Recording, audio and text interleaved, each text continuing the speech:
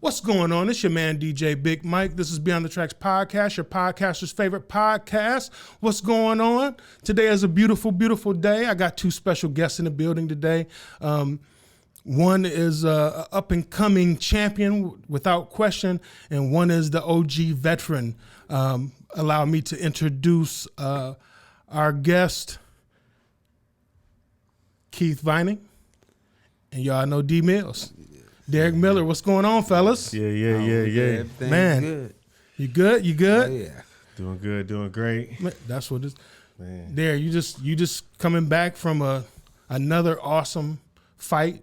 Yeah. Congrats to you, my brother. Appreciate it, man. Yeah, so you 11-0 now. 11-0. Yeah, let's talk about it. Tell me how you went in. Tell me how you went out.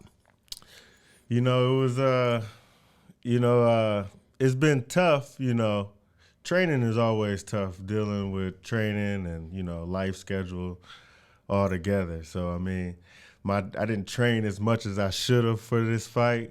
I always know my work ethic, But, like I say, just with these guys keeping me good on the fundamentals, it always gets me by. And I feel very experienced in the ring nowadays, so it's like I can relax a little more.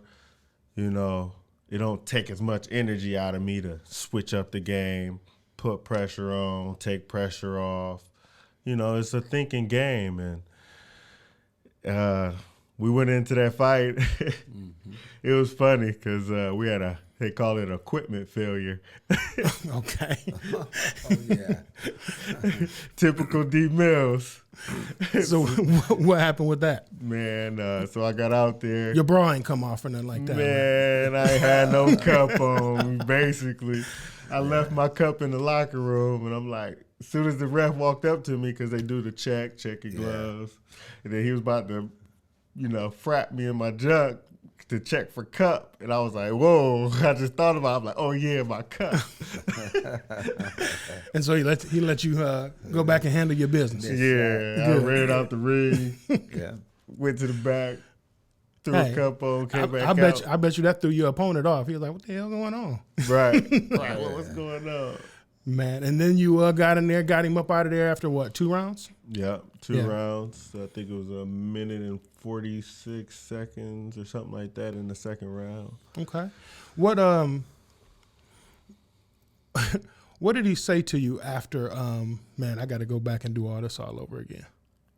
I believe. Nope, I don't. My bad. We'll edit that. We probably won't, though. So what did dude say to you at the end of the fight?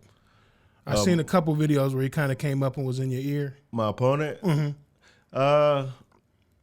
Just nothing much. He was pretty much a level-headed guy. Like, he was pretty cool about it. It's a sport. You know what I mean? It's serious, but it's a sport. Like my last opponent, he was real bitter.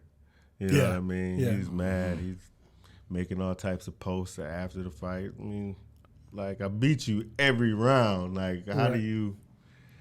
Well, I think, people, in this sport, like you going in there feeling like you going to win. Yeah. Right? Every single fight. If you have any hesitation and people they're not, you know what I mean? Like, that's going to throw your game off a little bit. So people come in and everybody, I know me as a competitor, especially in single events, unless it's obvious, like I always feel like I won that fight too, or I won this wrestling match too, or then you go back sometimes and you look at the tape and you're like, damn, dude did like throw me on my back 25 times, but it didn't feel that way.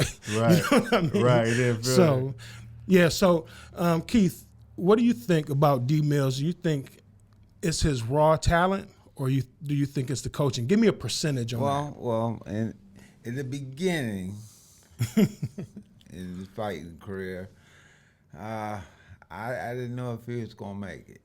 Really? No, I mean, Okay, yeah. even though he was undefeated, Because he's hard-headed, and right? going through his, amateur career. But once, he started getting out there and started listening more, especially early in his pro career, he couldn't knock nobody out. Mm. And He ain't had them I remember hands. He come back. It was his second fight, first fight, second fight. He come back to the corner, and I told him, I said, man, I could have knocked him out myself, Well, you got some experience. You know them angles. I'm saying that's what he should have done to the guy. Right. But as time goes on, I mean, if you ever seen his hands, look at his hands, and he got muscles. I didn't have no muscles when I was boxing. I just move around, you get around, and still take you out, I know you still got them hands. But Derrick, he gotten to the point now he knows how to use his muscles in his hands, and now he's starting to hit guys and they're starting to fall, But Yeah. him as a person, he's a great person, He takes care of business, takes care of his family. Yeah. I think a lot of people too, they don't realize that like you're still working. Like Right. it's not just 100% boxing, and as with anything, if you were able to just focus on nothing but boxing, you would probably be 50-0 with 45 knockouts. You know what I'm saying? So like it's I commend you, and I think it's amazing that you're doing this, you're following your dream, you're still working, because you're taking care of your family. At some point, I believe in the near future, and a lot of people believe in you, that you will be able to fight, and that's going to be your main source of income, right? Yeah. That's the goal. That's the goal. So I know that Derrick is hard-headed, because I know when he was a youth. But I also know that you have just tremendous what's the word I'm looking for? Just motivation. Yeah. You know what I mean? Your son is amazing. Every time I see his pictures with you, it's like man, like that's Derrick's heart right there, and that's what's gonna keep you moving forward. So yeah. Staying positive and stuff. For sure. And that's what. So it is funny, like what Keith saying is, because I had a lot of bad habits, in my amateurs, and I was kind of going mainly off of my athletic ability. Yeah, strength. Yeah, I wasn't like training all the time. My amateur record was 51-10, and That's impressive. yeah. That's pretty good. But I understood what my coach was saying. Like when I would come back to the corner and I'd win a fight, but both my coaches, all my coaches are real honest with me. Right. Yeah. I go knock somebody out, they'd be like, "You should have got him up out of there earlier. All you had to do was right." But that's the Vining and Riggs mentality right there. Like you can perfection. You can win, but it doesn't mean that you won right. You know what I'm saying? Right. So, Keith, you remember I used to box back in the day. It's a faded memory. And you know why?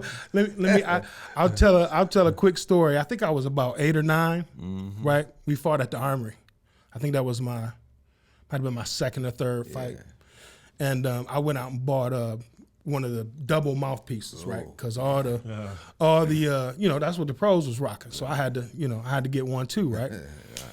After the first round, I'm getting dealt with, but I keep gagging on the mouthpiece because it's an adult mouthpiece, and I'm getting, it's like in the back of my throat. Right. So every time I move my head, it's like, So I'm trying to tell Keith, because Keith was in my corner, and I'm like, Coach, I keep gagging. He said, what's going on? I said, I think it's the mouthpiece. So he literally like took it out of my mouth ripped it in half, and was like, "You don't need all this." And jammed it back in my mouth. Took the bottom part. Yeah.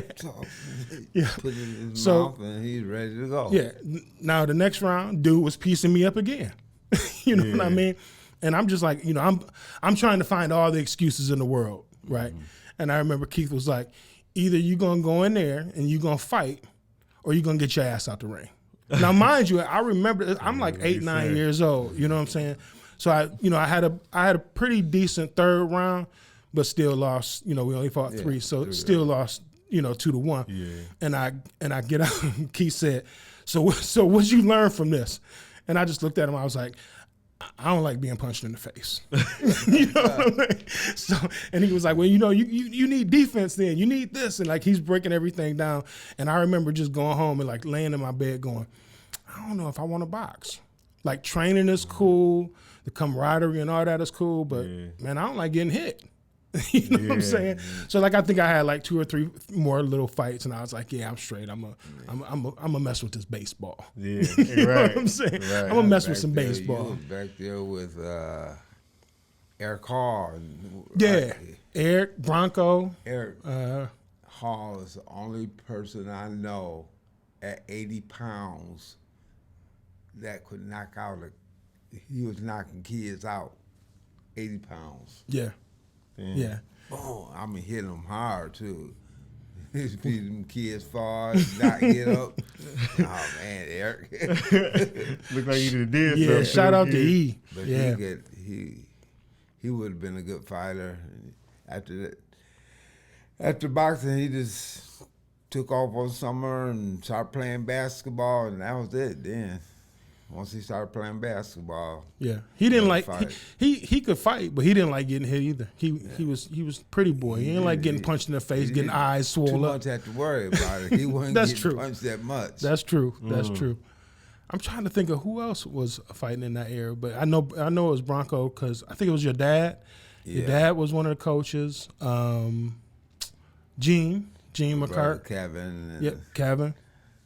Bronco. Yeah. And all Yeah, that. that's wild. History, man. We got history right here. We got history. You got history. Yeah, that's what I like too, man. Like I feel like I got solid coaches, and a lot of things that I hear on TV now, what they, advise is you stick with the same coaches because they're emotionally invested in you. They care about you. You know what I mean? Your well-being. And as long as a fighter can stay level-headed and know that, your beginning coaches are probably the ones that's going to get you there. If they not getting you there, you're probably not listening. Right. Probably your own fault. because there's no question that your coaches definitely teach fundamentals. I know they teach that because that's been their game plan from day one. I'm sure they haven't changed that. So just like with any sport, my dad's a basketball coach, and so I've coached baseball, and it's just like if you're not doing the fundamentals, everything else is lost. Yeah. You know what I mean? I tell my grandson that all the time. Like, he great at baseball, but it's like you're trying to do too much. Like, why are you wobbling the bat? Why are you know what I'm saying? Why are you picking your leg up up to your chest when you're getting ready to swing? Because it looks good on film, right? But the thing is, you looked real great striking out. You know what I'm saying? So I'd rather you look ugly, hit the ball, get some base hits, get some home runs, keep it moving. Get your stats up. Right. I know he wanted this bat, and it was just crazy expensive. And I was like, dude, hit above 300, I'll buy it for you. But you got to hit it. Well, if I had this bat, no. You can hit 300. You should be able to hit 300 with any bat. If I buy you this bat, then you should hit 500. Yeah, you should hit farther. Really. If it's the bat, right? The bat. Right. Ain't have a damn thing to do with his fundamentals. Yeah. So yeah, that's wild. So what's Derrick Jr. getting into? I see he's your manager now. You know what I mean? All contracts go through him.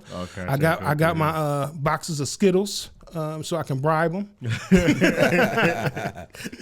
Well, you can't bribe that man. Well, I guess you can a little bit, but he's pretty like straightforward dude, man. Like He can hold a grudge. Okay. It's crazy for that young. But Look out for his dad. Well, So- like I said, I got a box of Skittles, so I'm just gonna start bribing a little bit here, a little bit there. I'll be like, if you want your dad to come fight over here, I'm doing this thing over here. Like, I'll give you 10 boxes of Skittles. yeah. He'll start thinking about it too. I love it though. I love that he's in like all your pictures and stuff, man. That's just amazing to me. So the reason why I made that caption, all contracts go through him, it wasn't just the fact that he was all dressed to finesse and Facts. everything. That's facts. But it was this time when I had that fight scheduled up north. When I was supposed to fight for that little title.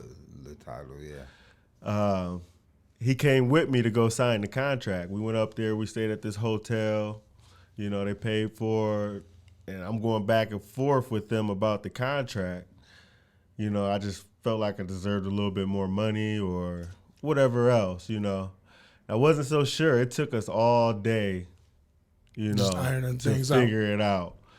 And I'm up in the room, I'm talking to her, talking to my girl, talking to my son. He hearing what we talking about.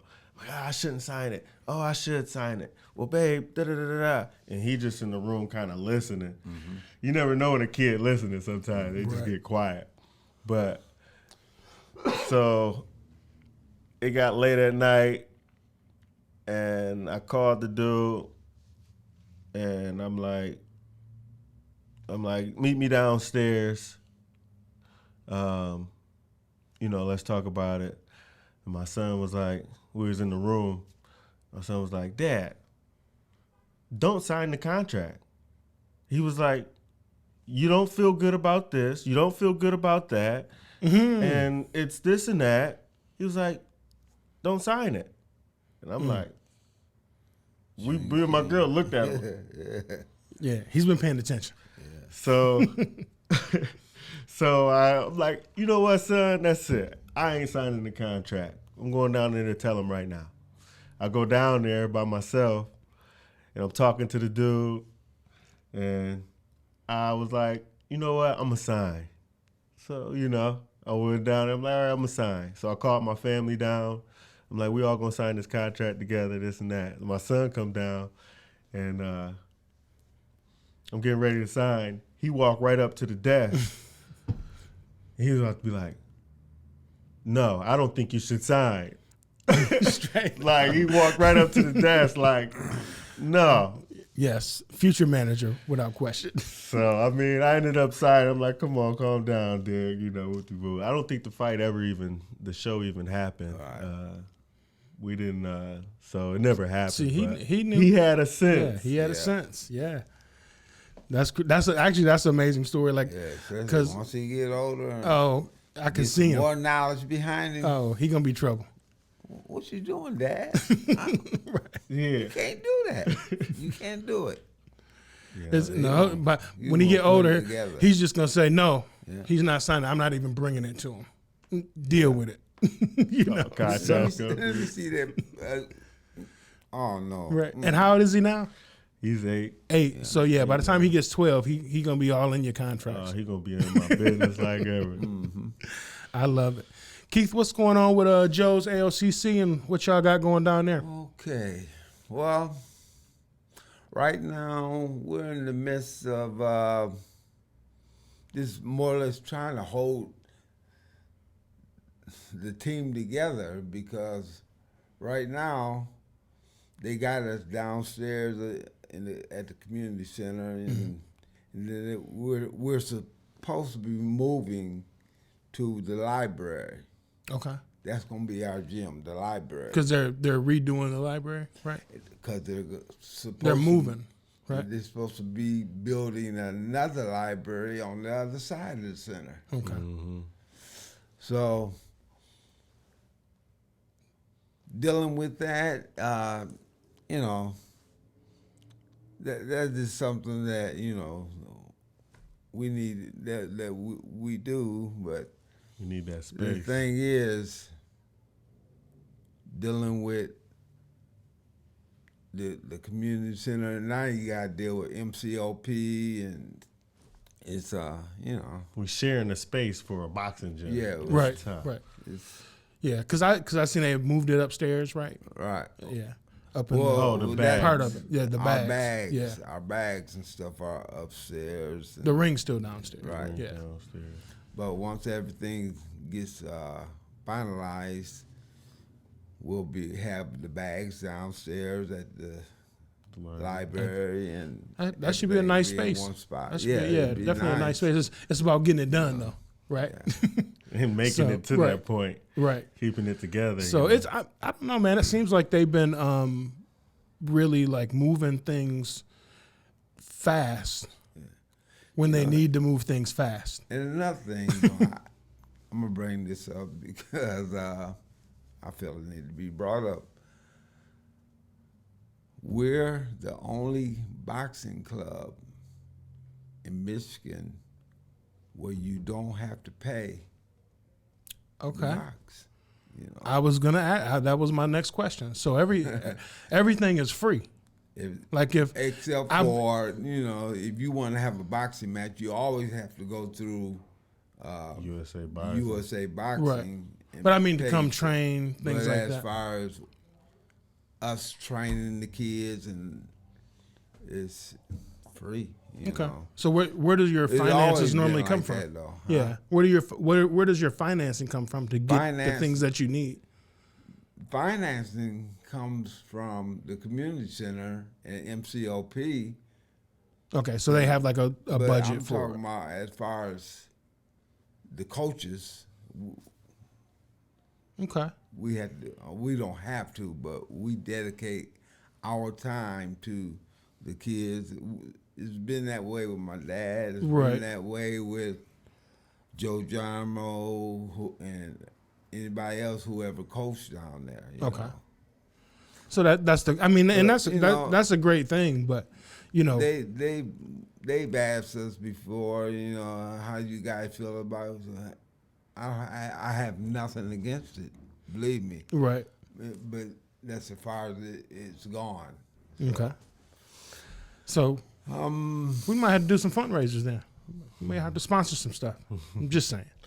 But that's why I say, like, you know, me coming up in the program, my first day of boxing was with, you know, Keith, me and my buddy, his nephew, and we all went down there and tried it out one summer, you know, after we played football, basketball, all that stuff through school. And, you know, all this time, you know, our coaches ain't been getting paid. They've been doing this out of their heart, you know. It's been that way since boxing started in Monroe. Yeah. And that's why I true. commend these guys. I was for gonna say that. the time that I boxed, I know that I didn't pay a nickel. You know. You know what I'm saying? But it makes you think, because I know guys right now that they get paid. I know guys get paid $100-$200 a week just to coach these kids. Right. That I'm doing the same thing, but for free. You know, I'm like, man. Yeah. But you know, Look, it's one of those things, man, where it's like you definitely deserve some financial compensation, right? It's like I DJ a lot. I do stuff for the city. I do a lot of stuff for free. Right. And then, you know, you get to a point where you just go, like, they just automatically assume because you've been doing it so especially long, right? When it starts to cut into our own finances. Right. You know. Right. Like we go to a boxing show and they didn't give us any money, so we Right. You paying for 10 paying- kids out of paying your for the pocket. kids Make and sure they eat. you know, they usually pay us back Right. when we do it like that. But you know, now when we go, you know, they'll give Todd some money, you know, and we'll buy the kids. Because after weigh-ins, Right. we be hungry. Yeah. And then some kids, you know, the parents don't come. So Right. coaches are parents to us, you know, and they not about to just let us starve because we ain't got no money in our pocket. Right. You know, we eat. Right. We make sure we can fight. Well, that's one thing I can definitely say always about Keith. Actually, the whole Vining family, they always made sure you ate. I remember going to Earl's house. He stayed next to my grandmother, and that's the first question. You eat, young brother? Nah, I ain't eating nothing. Even if I just got done eating, I said nah because I knew he had something good. So, yeah, that's what's up. So, what's next for you, D? Right now they got another show at Motor City, April 14th.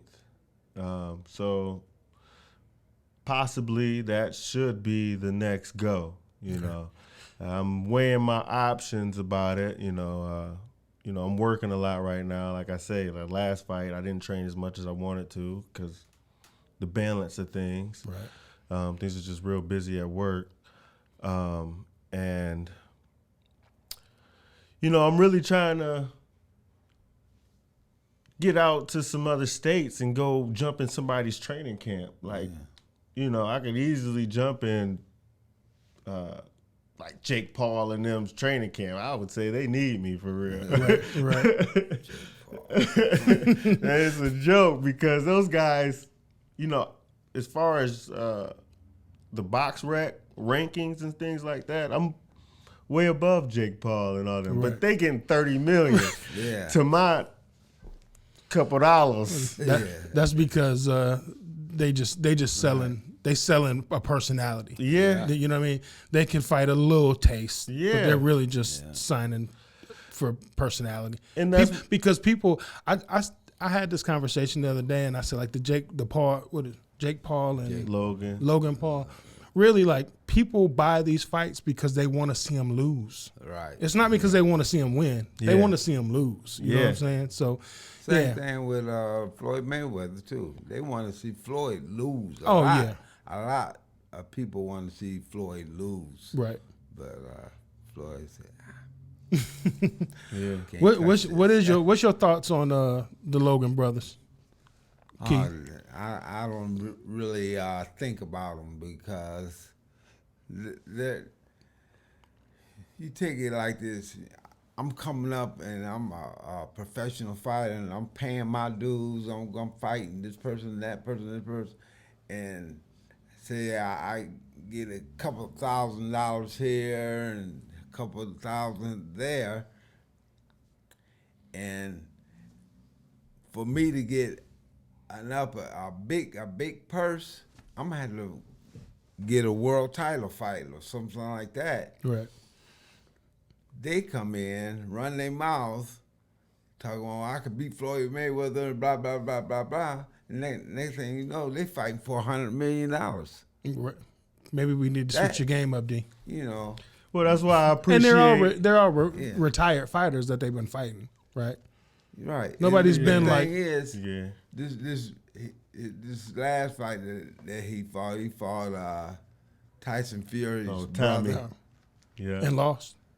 And lost. And Tommy Fury, he stiff. He ain't really a good fighter. B class. Okay. But that's why I appreciate you bringing us on the podcast so we can let them mugs know. Right. We can let them know Facts. you ain't going to take my O. There you go. Right. That's what it do. Man. Let's see where else I'm going to stop real quick. Shout out some sponsors. As always, you know, we got 8 Mile Vodka, the Tomey Brothers, the Berkeley Brothers, and my man Mikey Shoe. We got JC Quality Construction. Does everything from what? Do you remember? The 2x4? What was that? The key to the front, the first 2x4 to the key to the front door. Come on, you got to get on it. You got to get on it. That means you ain't been watching the podcast. And then we have Six Blessings Cafe and Boutique, as well as Spooky Films. Also, we have Cheat Design is back with us as a sponsor. So shout out to Lloyd Cheatham and Cheat Designs. And man, of course, you know, we got my wife. She's doing all the merch. I got on some new stuff today. You know, Nina Chic Boutique and Custom Creations. And let's get back to the show. Sure enough. So let's see. I know we talked before, like me and Jeff talk all the time. You know what I mean? And we talk a lot about you and your You know, we talk about your drive all the time. We talk about your goals. We talk about your future, things like that. So in a perfect world, what do you think would allow you, as far as sponsorships, any income you could bring in, what would get you to a point where you could totally focus on nothing but boxing 24/7? What type of income? Yeah. Just, I mean, random. I mean, you could throw out a random number. If I make, live comfortable. Yeah. I mean, yeah, as of right now, I mean, if I could get 100,000 a year right now, that would be a start to let go of my jobs, you know, all the other extra tasks. But if I could get, you know, 100,000 a year. I mean, because you think about it, you know, working a job, you know, people making what, 60, 80, right? You know, so 100,000, that would make it a yearly job for me. So I said that, and just to put out there for the people that Dee Millz needs $100,000 a year. People, help him out. Oh yeah. You know you love him. You always giving him the hearts and the power fist on the Facebooks. You know, I know you got Facebook followers, so if everybody probably kicked out $100, that'll probably. Well, I got 4K followers. Yeah, that you be all right. Yeah, you be all right. That's a start. Yeah. So you know, Facebook people going, hey, I'm promoting my man right now. $100, put it out there. Instagram, give him 50. You know, let's go, people. Yeah. Yeah. So, Keith, I want to get my grandson into boxing, and then I've thought also about getting back into it just on a cardio, you know, physical exercise type. Is that something that you would? Either one of those things, do you guys do that down at Joe's? I know you do it for the kid. My grandson's 9. Your grandson's 9, right? Mm-hmm. He can come to the gym, and it doesn't cost him nothing to train. But for like even guys, you're a young guy. I'm 51. Oh, okay. I'm old as hell. You're getting up there then. I ain't too much under you. No. I say that because boxing, amateur boxing, is from 8 years old to 40. So Really? Damn. you could I ain't thinking about 10 that. years ago. Nah. I still don't like getting hit. I'll hit the bags. But you coming doing cardio, so you can, I guess, more or less do that. But as far as me helping you with your boxing, and that more or less takes away from the kids. Right. When we're training the kids, you know, or let me get this in here too. Wow. Because now we got people dropping off the kids. They drop the kids off for us to watch. Right. You're glorified babysitters. Thank you. And that's not good, you know. And even those kids take away from when we got to train Dee Millz or some other kids that we get that are coming up in the ranks. And it just, once people start dropping the kids off and we have to do extra here and extra there, but it takes away from the other kids. Right. And next thing you know, you screaming at them. Man, I don't like screaming at Right. nobody's kids, you know. Yeah. Not anymore. Right. See, when I came up, he just threw me in the ring and he punched on me. You know? Yeah, I remember him doing that a couple times to me and Bronco. You know, because we thought we was tough.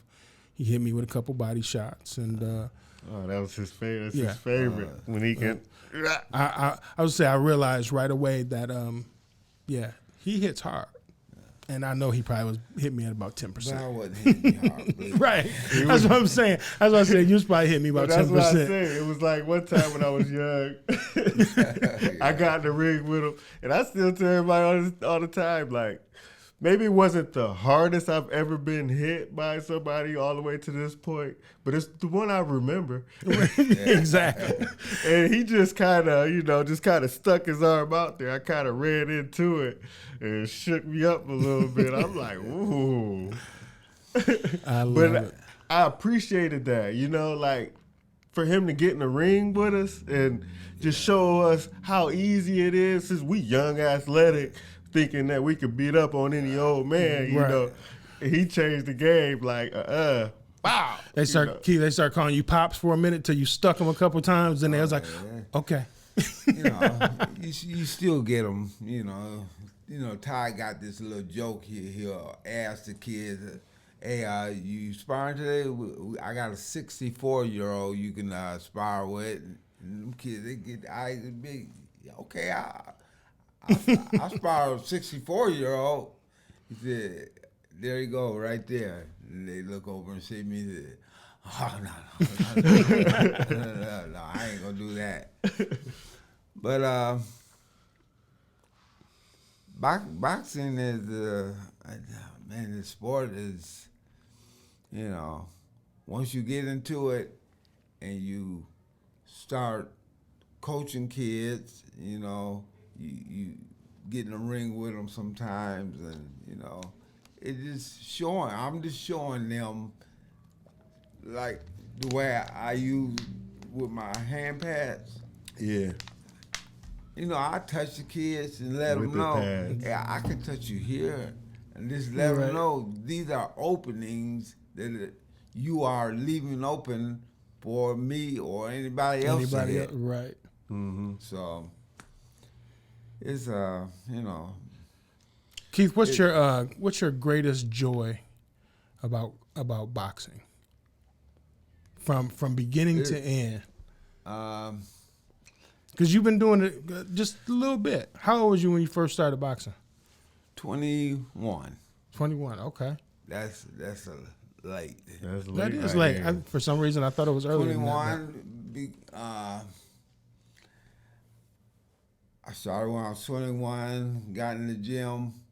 They threw me in the ring with I forgot his name now, but he was an experienced light heavyweight boxing champion for Joe's Boxing. And walked in there, bing, bing, knocked me down.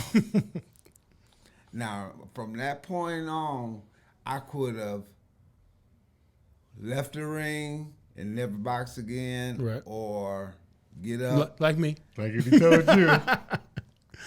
And that's what I did. I got up and said, let's go. From that point on, that guy never beat me before in the ring. Never. Never again. Never. So, and then I went on to win, I won the Toledo Golden Gloves. Mm-hmm. And when I did that, went to the Nationals that year, and I fought this guy. He had like 200 something fights, and damn. He was ranked number 2 in the United States, and I was nobody. But from Monroe, I felt I beat him. I put it on pretty good, But they gave it to him. Then I came back the year later, boxing out of Detroit, and said to myself, nobody's gonna beat me for me to get that title. So I went through, and I fought this guy named Ricky Womack. Okay. Ricky Womack was built like Mike Tyson, but fast like Sugar Ray Leonard. Well, damn. That's a nice combo. He hit hard, right? So I come out there, throw my little jab. I stuck my jab out there, and I was hit with a hook. and the ring was stumbling under my feet, and I got myself together. Right. Say all of a sudden the ring had waves in it. Huh? Yeah, bell rang and I came back. After that, went back to the corner, came back a second, third round and just boxed him. Next, by the end of the third round, I had stopped him.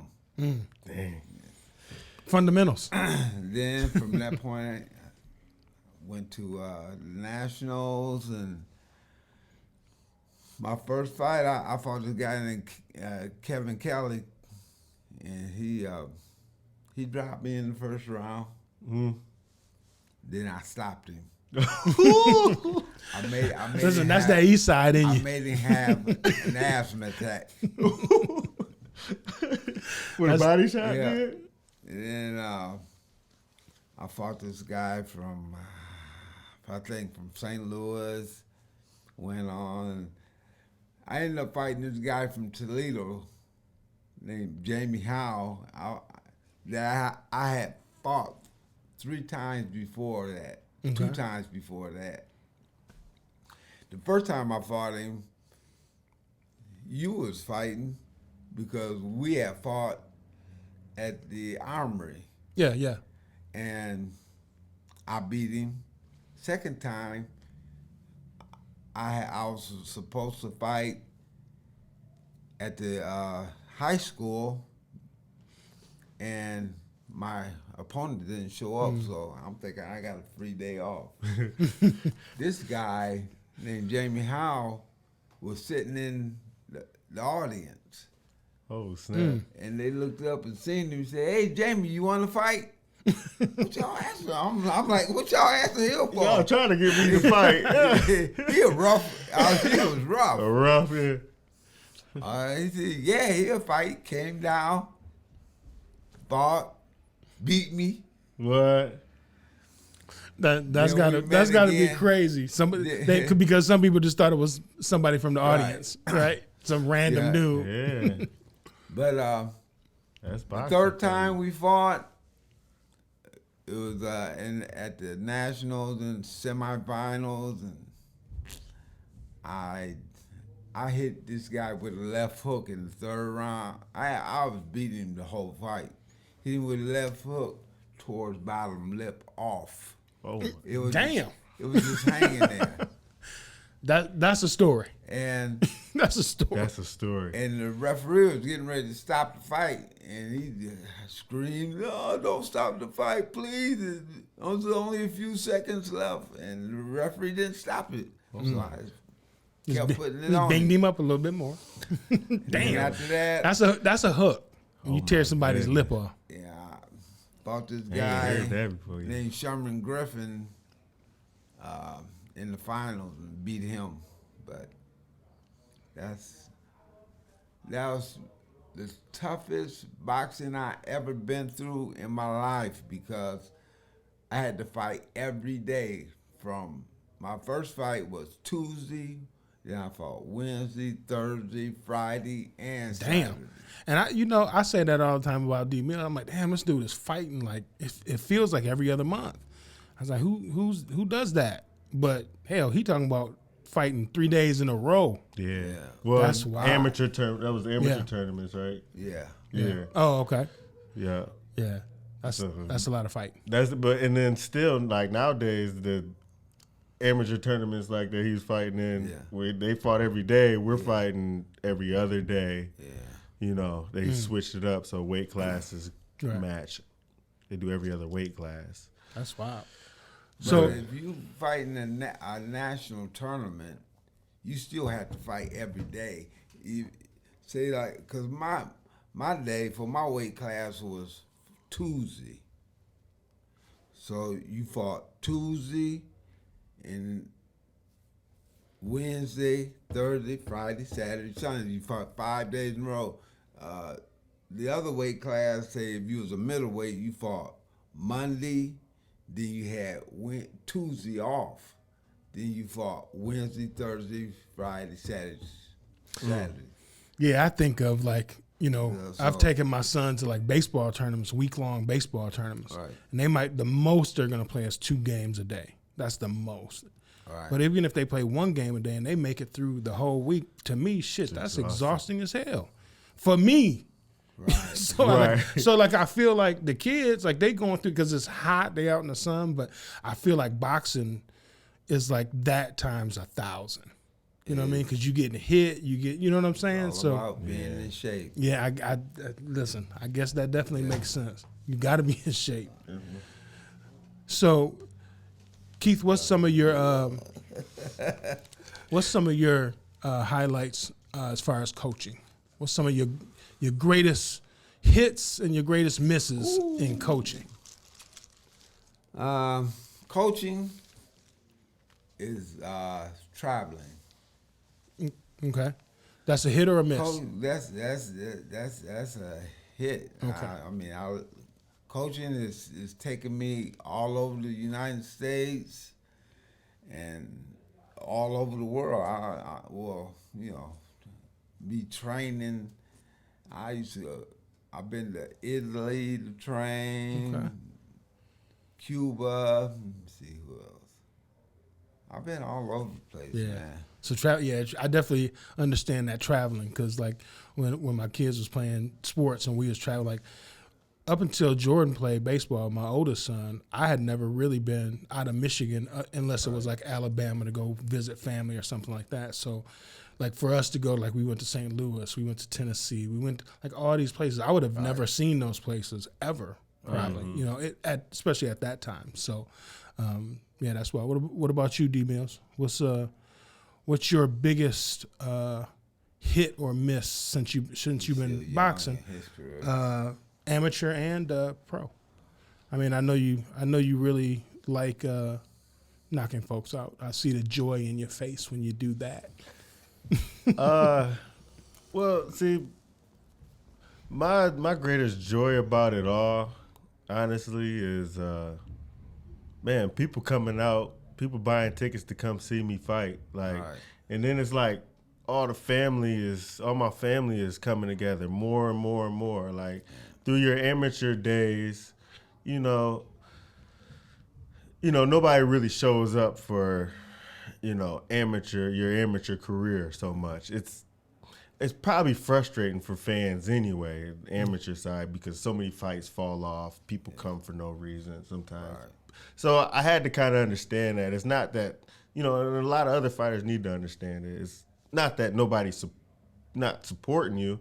It's just everybody's got things going on, time, and if something ain't organized, as a lot of people want to be organized, Right. But I just appreciate everybody coming out to the fights, man. Like, I wasn't gonna be the boxer for a while. Like after my amateurs, I went and started working for the Ford plant, and I had became in the executive board, and I figured I was just gonna kind of leave the boxing alone. But when AJ died, which I felt like he was gonna be our boxer, he was gonna be our Sugar Ray Leonard, and that was my boy, and when he passed away, I'm like, it's up to me. It would have been. We have, no, we're not about to go without no champ. Right. You know what I'm saying? And I'm like, I can do it.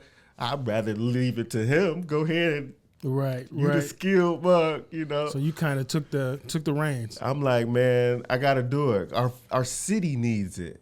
You know what I mean? Our city needs this. And like my main goal for our city really is to bring back that village that we had when the Ford plant was what it was. Everybody was a lot more together. Everybody was making that money. So like my whole goal is to make Monroe that new Hollywood. You know what I mean? Yeah. Where it's like things is happening. I want to make different businesses where it's like I got the right idea. I got the right spirit that could flourish, different businesses. And right now I'm doing what I got to do. If I got to fight to get it, that's what I'm going to do. I love it. One career leads to another. Like, I'm going to prove that I can be world champion and I can beat all those guys that got the belt. I know I can. You know what I'm saying? Yeah. And I want them to hear that because I'm coming. There you go. And that's facts. And I love it. Like, you know, I've been in Monroe all my life, you know, and so it's like I love the city. You know, we talk about it all the time. People always say, man, Monroe ain't doing this. Monroe ain't doing that. Blah, blah, blah. Yeah. I can't stand Monroe. Whoop-de-whoop. And I say it all the time. It's a whole lot of damn cities you can move to. Yeah. Right. Yeah. You know? But I love my city, and I love that you guys love our city. Right. And like you're trying with, like we've been saying this for decades and decades. We're trying to put our city back on the map. Our city's on the map. We are on People the just map. got to pay attention. Pay attention. You feel what I'm saying? Just like we talk about all the time. Like people say there ain't nothing to do in Monroe. You ain't looking hard enough. Right. Or maybe you need to expand what you out here trying to do. Mm-hmm. Yeah, we don't have no nightclub in Monroe. Right. But you know what? We got some things that you can take your family to. Right. We got some things that you can go to and just have a conversation with people and network and make new friends. Mm-hmm. You feel what I'm saying? Yeah. And it's like, for me, like I love like Keith and, you know, everybody that like we say the OGs, that they still coming in. They're still talking to the young folks. They're still telling Showing these up. stories. You know what I mean? Like there's stories, like even when you were telling your story, Keith, like D was like, damn, I ain't heard that one. You know, and it's like, but now you've heard it. You know what I'm saying? Like, so I love this I love this platform. I love this kind of support. I love all that. Unfortunately, man, I could probably sit here and talk to you fellas for another 2-3 hours, but we do got to get up out of here. So definitely thank y'all for coming, man. I appreciate y'all so much. It's my man. It's your man's DJ Big Mike. Mm-hmm. We got Keith Vining in the building and Dee Millz. Hit him with the horns. There you go. And still, I love it. My man, I appreciate y'all so much. Peace, love, and we out. All right. Talk.